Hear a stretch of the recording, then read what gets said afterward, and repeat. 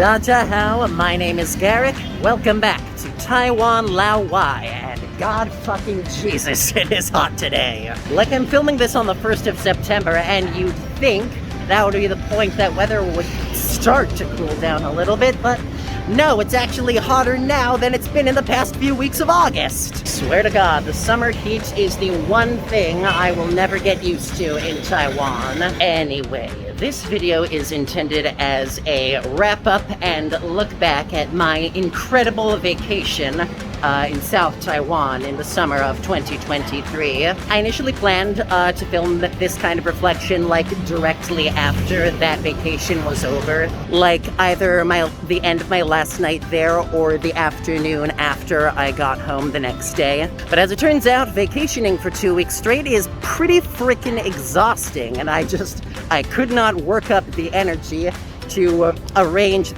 my thoughts about the experience I just had. So I figured, you know what? Why don't I just keep putting out the videos now that I have them, and at the very end of those videos I can post my reflection, like looking back with the benefit of far hindsight instead of near hindsight. And I think that ended up being the right choice because it was so much fun this past year and a bit, going through all those memories for my channel. Like, oh yeah, I did this thing and I did that thing and that was so much fun. Wow! This truly was a vacation for the ages. I'm so glad I did it. But at last we've reached the end of my videos, and it has been over a year since I got home from that vacation. So what better time to take a quick look back at all the places I visited and what my general thoughts are. We'll go in chronological order, so that means we are starting with in retrospect, I kind of made the perfect choice starting with Tainan as my first stop on vacation, because while Tainan is a big city with lots to do, it's also much more a low-key city than places like Taipei or Kaohsiung. It's a lot more focused on historical sites and cultural sites than, you know, big skyscrapers and big flashy metropolitan areas. So it was very easy to take things at my own pace, sort of settle into the rhythm of vacation, sort of low-key explore all these interesting sites and points of historical interest in Tainan. And it made it sort of the perfect warm-up to the much more bustling Kaohsiung, which I went to next. Excuse me, I had to take my mask off because I am sweating so much into it, it's kind of suffocating. Jeez, it's hot today. Anyways, Tainan is just a great place to walk around or bike around and take in the sights as you go. Some things I really loved visiting Anping district. There were a lot of really cool historical buildings there, as well as the old street, which I want to go back and explore more someday, because there was a lot of cool stuff there I did not check out. I also loved that little Artists Boulevard place, the Blueprint Cultural Park, I think it was called. I'm a sucker for Artists Alley kind of places like that, and Tainan is definitely a good place for that kind of place. And of course, the incredible Chimay Museum was just wonderful, absolutely wonderful. Now, the next time I visit, there are a few other places that I want to check out. Obviously, I want to check out Ten Drum Village a little earlier than I did because I very much blew my visit there on a too late visit. There's a couple more museums I didn't get a chance to check out. There's a history museum and a literature museum. Both of those look really cool. There's also an option I need to look a bit deeper into where you can take a bus into the mountains and take a cooking class with the indigenous people who live there. What's especially exciting is Tainan is actually not too far away from the westernmost point in Taiwan. You remember we visited the southernmost point in Taiwan back down in Kending. Well, the westernmost point is just a little bit ways north of Tainan, and if you either catch the right bus or are particularly insane about biking, it's not impossible to take a short trip up there as well. But that's something I will have to dedicate some time for. It can't just be, oh, I feel like going up to the westernmost point. No, you gotta plan a day around it, because that's the kind of distance it takes to get up there. So all in all, Tainan was a great city. It was a great relaxing start to the vacation, and I would absolutely absolutely go back there if given the chance. I also want to shout out Tianliao Moon World and the Baolai Hot Springs. Those are deeper in the mountains, the places I visited after leaving Tainan on my way to Kaohsiung. Both very interesting, both worth going out of your way to check out. And if I visit Tianliao another time, hopefully the skyway will not be blocked by typhoon damage and I can get the most beautiful view. But with that leg of our journey done, it's time to move on to the most exciting part of the trip. Now, everything I said about Tainan being very low-key and historical and culturally focused, throw that out the window because that is not Kaohsiung. This is probably the most metropolitan city in Taiwan, save for Taipei. It's huge, it's bustling, it's super urban, there's tons of modern stuff everywhere you look. The pace is fast, fast, fast. Tainan may be a great cultural site to visit, but Kaohsiung is absolutely a great tourist destination. And there is definitely more to see than I could tackle in just my 4 short days there. But it was an incredible time nonetheless. Some of the highlights were especially Chijin Island, that super long, thin island right off the coast. I loved hiking and biking there and exploring all this land super close to the ocean. That is absolutely a must visit for anyone coming to Kaohsiung. I also loved the Fine Arts Museum.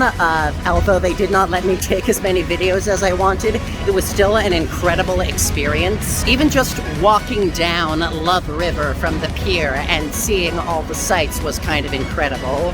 And of course, we cannot forget that absolutely ridiculous science museum that turned out to be so much bigger than I thought, and we didn't even explore the whole thing. I swear, I had to put off so many of my plans for that day because I fully underestimated how enormous that museum was gonna end up being. Aside from that, I loved all the art installations and warehouses down by the pier. I loved the historical British consulate that I visited. Oh yes, and we certainly can't forget the enormous malls I visited at both cities. The Spinning Mall in Tainan and the Dream Mall in Kaohsiung. Just incredible temples to modern excess. I loved them. Really, every part of my time with this city was kind of incredible, which is good because there is so much more I want to do here the next time I come back.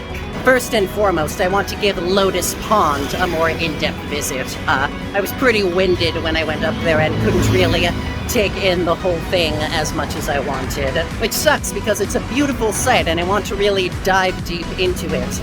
Hopefully those 2 big pagodas will be back open the next time I visit. Aside from that, there's the super tall Sky Tower, which hopefully will be open the next time I visit as well.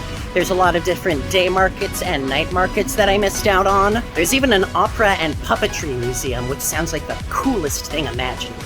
There's apparently even a little street art center. That sounds awesome, I gotta check that out. But far and away, the thing I need to do the most when I get back is I need to visit Monkey Mountain. This is the huge mountain that sticks out of the northwest edge of Kaohsiung right into the sea. It's this huge stretch of land, it's full of hiking trails, and it gets its name because apparently it is full of monkeys who like to watch you as you walk. So that sounds like something I want to just dedicate a whole day to, you know, get some hiking gear, get some snacks, walk all around Monkey Mountain, see if any monkeys say hi. I was initially planning to the same day I did the Science and Technology Museum, but then that stretched on so long I figured I no longer had the energy to handle a full mountain hike that day. So that is a missed opportunity I absolutely have to correct the next time I vacation in Kaohsiung, for sure. Bottom line, if you want to really visit Kaohsiung and take in the whole city, schedule a lot of time, at least a week, probably more. It's the kind of place you can sink so much time into and so much energy into, and there will still be stuff you haven't even touched. I cannot wait for the next time I visit. It's gonna be great. But for now, we must move on to the final leg of our vacation, which was, of course, In a lot of ways, Kending was a weird note to end this vacation on, because I intended it as like the most relaxing leg. You know, I'd already gotten all the big city vacation out of the way, so I'll spend the last few days at this beach resort, playing on the beach, swimming in the ocean, maybe exploring a bit of the scenery around, and that'll be that. But instead, this ended up being the most frustrating time of my trip. Some of that was just a matter of bad timing. This was when the weather that had been threatening to storm all those 2 weeks really started breaking out in rain and thunder and that sort of stuff, which is bad enough for any vacation, but especially when you're on the beach leg of your vacation, that is not when you want that to happen. Hopefully it will not be typhoon season the next time I go down there. But some of that frustration was definitely Kending's fault itself, and that was because the public transportation was so freaking frustrating. There is clearly some sort of disconnect between what Google Maps thinks the bus routes are and what the bus routes actually are, because there were many times that I was waiting at the bus stop for the bus that Google Maps said was coming, and it just shot right by me, didn't even stop. You know, the stop I was at was not actually a stop for that bus, despite Google Maps saying it was. So it made the whole experience just needlessly confusing and frustrating to navigate. And that's on top of there being no rental bicycles. You know, it's only motorcycles, and I do not have a Taiwanese driver's license, so I cannot use those. So if you want to get around Kending any other way than on foot, your best bet is the most expensive option, which is taxis. And that is not very fun to use a lot. I don't know, maybe I just need to do more research on what the bus routes are actually like, but it should not have been so painful to navigate what should have been the most relaxing part of my trip. Now that's not to say it was worthless. We did get plenty of good stuff in. Even just spending time at the beach, you know, all that time in the sand and the waves was super refreshing. Though do keep in mind, if you want to use the umbrellas and seat setups that they have there, you do have to pay a bit for them, so look into that. Obviously, the night market was super fun as well. That's the first night market I've been to with a real boozy presence, so that was appreciated. And of course, that triumphant trek through the rain to reach the southernmost point of Taiwan after days of tribulation. That is an experience I would not trade the world for.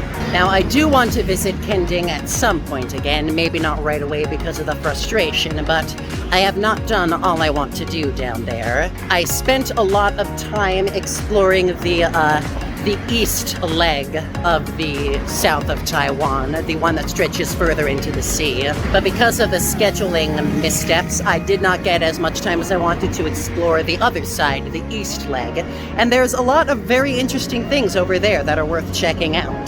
There's parks, there's hiking trails, there's restaurants. There's, I think, a marine biology museum a little ways up the coast that I think would be fun to pay a visit. And further afield, there's more naturey stuff, you know, hiking trails, waterfalls, caves, lots of stuff that would be interesting to explore and document. So my 2 bits of advice for visiting Kending are: be prepared to pay a lot because the vacation prices there are pretty extreme. Excuse me, motorcycles, I'm trying to film a video here. And be prepared either to take a lot of taxis or to get your steps in, because you'll be doing a lot of walking.